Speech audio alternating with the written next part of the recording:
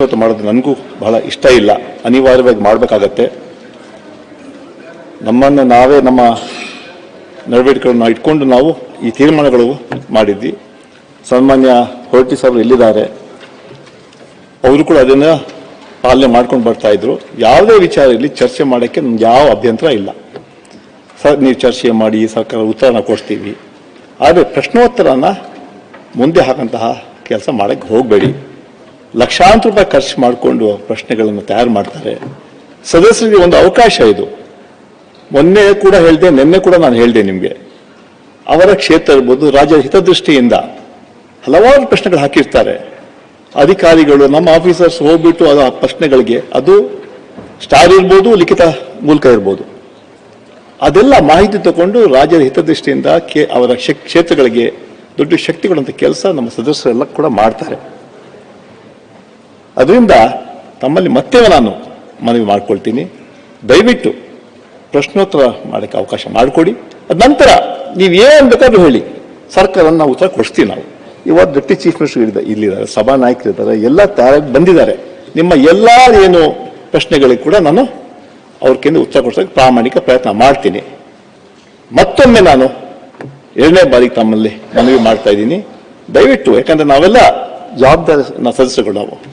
ಯಾಕಂದ್ರೆ ಇಡೀ ರಾಜ್ಯ ನೋಡ್ತಾ ಇದೆ. ಯಾವುದೇ ಒಂದು ವಿಚಾರ ಇಟ್ಕೊಂಡು 3 ದಿನ ನಾವು ಕಳೆದಿದ್ದೀವಿ. ಬರ ಇದೆ, ಬೇರೆ ವಿಚಾರಗಳಿದೆ, ಅದು ಚರ್ಚೆ ಮಾಡಿ. ಇವತ್ತು ಹೇಳ್ಬೇಕಂತಂದ್ರೆ ಇಡೀ ಸುಮಾರು 7 ಕೋಟಿ ಜನರಲ್ಲಿ ನಾವೆಲ್ಲ ಚುನಾಯಿತರಾಗಿರೋದು 224 MLAಗಳು, 75 MLCಗಳು. ಇಡೀ 7 ಕೋಟಿ ಜನರಲ್ಲಿ ಕೇವಲ 300 ಜನ ಇವತ್ತು ನಾವು ಸದಾ ಒಳಕ್ಕೆ ಬರುವಂತ ಅವಕಾಶ ನಮ್ಗೆ ಸಿಕ್ಕಿದೆ. ಇದೊಂದು ನಮಗೆ ನಾವೆಲ್ಲ ಮಾಡಿದಂತ ಪುಣ್ಯ. ಅದು ಜನ ನಮ್ಮನ್ನ ಗಮನಿಸ್ತಾ ಇದ್ದಾರೆ, ಏನ್ ಚರ್ಚೆ ಮಾಡ್ತಾ ಇದ್ದಾರೆ, ಸಮಸ್ಯೆಗಳಿಗೆ ಸಮಾಧಾನ ತರಬೇಕು, ಪ್ರಶ್ನೆಗಳ ಮೂಲಕ, ಜೀವನ ಮೂಲಕ ಗಮನ ಸೆಳೆಯುವಂತ ಕೆಲಸ ಎಲ್ಲ ಸದಸ್ಯರು ಮಾಡ್ತಾ ಇದ್ದಾರೆ.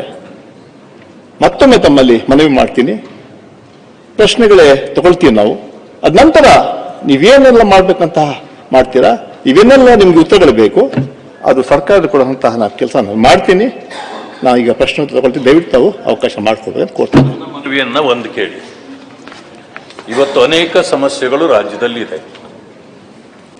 ಬರ ಪರಿಸ್ಥಿತಿಯದ್ದಿರ್ಬೋದು, ರಸ್ತೆ ಗುಂಡಿಗಳ ಸಮಸ್ಯೆ ಇರ್ಬೋದು, KPSC ಸಮಸ್ಯೆ ಇರ್ಬೋದು, ಬಿಡದಿ ಸಮಸ್ಯೆ ಇರ್ಬೋದು, ನೈಸ್ ರೋಡಿನ ಸಮಸ್ಯೆ ಇರ್ಬೋದು, ಹಲವು ವಿಷಯಗಳಿದೆ.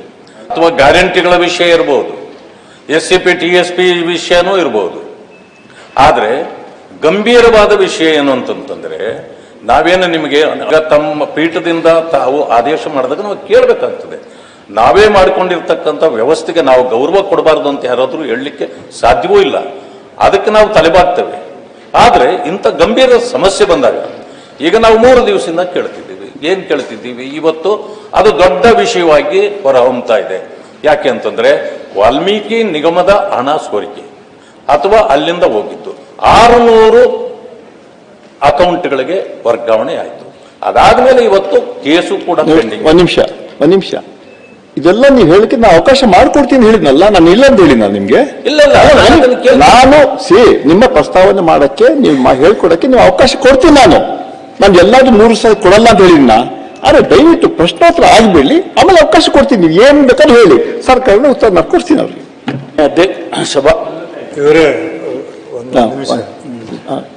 ಹೇಳಿದಂಗೆ ನಾನು ಪ್ರಶ್ನೋತ್ತರ ಮುಗಿಸಲಿ, ತಗೊಳ್ಳಿ, ಪ್ರಶ್ನೋತ್ತರ ಮುಗಿಸಲಿ. ಯಾಕಂದ್ರೆ ಇಂಪಾರ್ಟೆಂಟ್ ಇರ್ತಾವ. ನಿನ್ನೆ ಮೊನ್ನೆ ಪ್ರಶ್ನೋತ್ತರ ನಡೆಯುವಾಗ ಏನು ಪ್ರಶ್ನೆ ಕೇಳಿದ್ರು, ಏನು ಉತ್ತರ ಹೇಳಿದ್ರು ಸರ್ಕಾರ ಏನು ಗೊತ್ತಾಗಲಿಲ್ಲ. ಅದು ಬೇಡ. ನಮ್ಮಲ್ಲಿ ನಡೆದಂಥ ಪದ್ಧತಿಯನ್ನು ನಾವೆಲ್ಲರೂ ಸಹಕಾರ ಮಾಡ್ತೀವಿ. ಪ್ರಶ್ನೋತ್ತರ ಅವಧಿ ಮುಗಿಲಿ, ಆದಷ್ಟು ಬೇಗನೆ 1 ಅವರ್ದಾಗ ಮುಗಿಸ್ರಿ. ಮುಗಿಸಿದ ನಂತರ ಹಿಂದೆ ಐತಿ ಏನು ತಗೊಳ್ತಾರೆ, ಏನು ಯಾವ ಸಬ್ಜೆಕ್ಟ್ ತೊಗೊಂಡು ಸಹಿತ ಅವ್ರು ಕೊಡ್ತೀವಿ ಅಂತಾರೆ, ಪದ್ಧತಿ ಐತಿ, ಮಾಡೋಣ. ಪ್ರಶ್ನೋತ್ತರ ಅವಧಿ ಮೊದಲು ಮುಗಿಲಿ ಅಂತ ನನ್ನ ಒಂದು ಮನವಿ. ಸಭಾಪತಿಗಳೇ